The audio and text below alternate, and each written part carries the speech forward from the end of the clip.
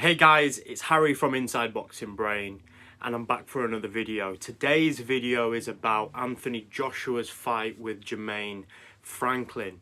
Now, the heavyweight bout is due to take place on Saturday the 1st of April, so we're only a couple of weeks away. It's been broadcast on DAZN and DAZN Boxing, and it's going to be streamed globally, so you can tune in and watch the fight via DAZN or on some online platforms. I'm not sure if it's going to be broadcast by any other platforms in America, but in today's video I want to talk about a few key points. Number one, I want to talk about how the fight's going to go and my formal prediction. Number two, I want to talk about Anthony Joshua and how he's rebuilding his career. And number three, I want to talk about how this fight is actually selling. Now, talking about the third or the latter point first, the fight isn't selling very well at all. DAZN have been under quite a lot of scrutiny recently because of their new subscription-based model. Not only have they upped the prices, but they've created a new channel on Sky. Now, they got a lot of backlash because originally they were trying to charge DAZN subscribers a premium, extra premium, so that they could have access to the channel on Sky. Now they've done a complete U-turn on this and they are now giving the Sky channel free to DAZN subscribers. Secondly, on this point, the fight isn't selling very well at all. We're about 2 weeks away from the Clash heavyweight bout and tickets are still on sale. The O2 Arena isn't no Wembley Arena, and Anthony Joshua is struggling to sell tickets for this fight against Jermaine Franklin. Now, is that because people aren't interested in Anthony Joshua anymore, or is it because they feel that Jermaine Franklin is a very light touch opponent for him to be taking? I actually disagree. I personally think that Jermaine Franklin is going to be more than a handful for Anthony Joshua, and he's going to pose Anthony Joshua some serious problems. Now, talking about the second point that I wanted to discuss in today's video, Anthony Joshua's rebuilding career, or his building blocks to get back to where he was, seem to be under a lot of pressure and scrutiny from the fans. The majority of the feedback that we're getting, and I'm seeing online, is that fans aren't happy with his comeback fight against Jermaine Franklin. Even though Jermaine Franklin, in many fans' eyes, actually may have won that fight against Dillian Whyte. It was a very close fight and it could have swung either way. I personally had it 7 rounds to 5 in Jermaine Franklin's favour.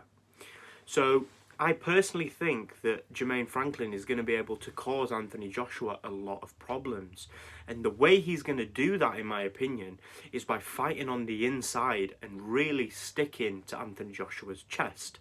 I released a YouTube short not long ago, so go check that out, where Jermaine Franklin leaked some of his training footage. And in this training footage, he was working the heavy bag, but he was working his inside game. He was working them hooks, bringing them hooks in, firing a short jab, followed with a hook, showing us that he is going to try and work off Anthony Joshua's chest. Anthony Joshua is most dangerous when he fights from long range. He likes to ping that jab out, keep you at the end of the jab, and then bring a sharp right hand in. And once he's hurt you, it's that time in the fight when he's hurt you that he'll start unloading with big heavy shots and really let the combinations go. He's not a combination puncher off the jab. He only really throws 2s or 3s at any one time. And after his back-to-back defeats, I think he's lost 3 out of his last 4 fights. And in those defeats, what we've seen is that he has become very much gun-shy. He's not using his physical attributes to his benefit the way he was in early days of his career. And I really think that Alexander Usyk has managed to really take something out of Anthony Joshua where his confidence levels are just not there anymore. We all saw his breakdown at the end of the fight where he had an outburst, and that shows that mentally he is struggling dealing with the losses. So getting into the ring with someone like Jermaine Franklin, who is a bit of a wild card, a bit of an underdog, if he isn't able to get him out of there, I think that that's going to cause more harm to Anthony Joshua than it would do actually as a benefit of just winning the fight, because Anthony Joshua needs to get back to knockout ways, winning ways. And if he can't hurt someone like Jermaine Franklin, who isn't a world beater, has never held a version of the heavyweight championship belts, I think it's going to knock his confidence even further, because everybody's expecting him to win the fight. Everybody wants him to win the fight.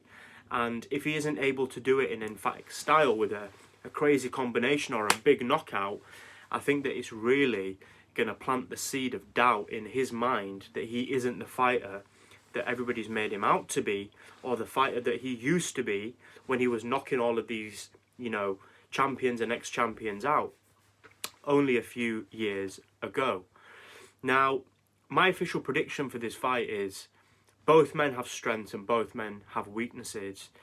But in my sincere opinion, I genuinely think that Anthony Joshua's strengths will far outclass Jermaine Franklin. Now, having said that, I do think that Anthony Joshua is susceptible to a shorter fighter, and he struggles with shorter men. Men who bob and weave, duck in and out, get on the inside, and then let combination punches go. And I think the script or the blueprint is there now of how to beat Anthony Joshua.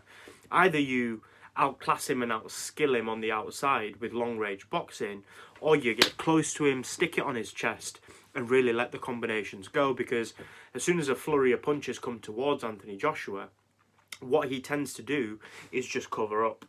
And he gets caught a lot, and if you can hurt him, then you can win the fight.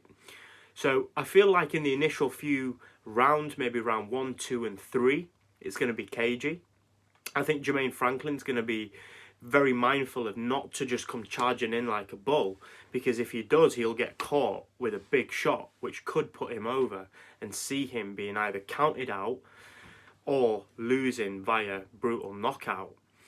But the longer the fight goes on, I feel like he's going to grow into the fight. He's going to grow in confidence, knowing that Anthony Joshua doesn't have the skill set to hurt him.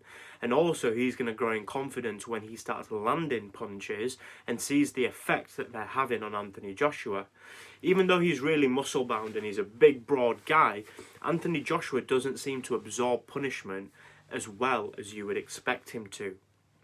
So, official prediction. Anthony Joshua will win this fight via knockout in 5 rounds. If he doesn't stop Jermaine Franklin in 5 rounds, I'm going to swing the other way altogether and say that Jermaine Franklin will stop Anthony Joshua between round 8 and round 10. They're my 2 predictions. Yes, I'm sitting on the fence with this one. My heart is with Anthony Joshua. I want him to win. I'd love to see him get back to winning ways. But my mind is telling me different. My mind is telling me that this is a 50-50 fight. Even though Jermaine Franklin is an unknown entity, I think that this fight could prove more than difficult for Anthony Joshua if he doesn't let his hands go early on in the fight. Subscribe to DAZN if you haven't subscribed already, and watch the fight live in HD quality. And also drop me a like on this video, subscribe to my YouTube channel, and leave me a comment in the comment section below, because I'm interested in knowing what everybody thinks about this fight. Why is it not selling? That is a big red flag for me. It's in the UK. It's Anthony Joshua. It's his first major fight back here after his back-to-back defeats with Usyk. And the fight is not sold out, and we are 2 weeks away. It's on Saturday, April the 1st. So that's my breakdown, guys. Thanks for tuning in. It's Harry from Inside Boxing Brain. And once again, don't forget to hit that subscribe button, like this video, and leave me a comment in the comment section below. You already know, I'll be back for another video very soon. Peace.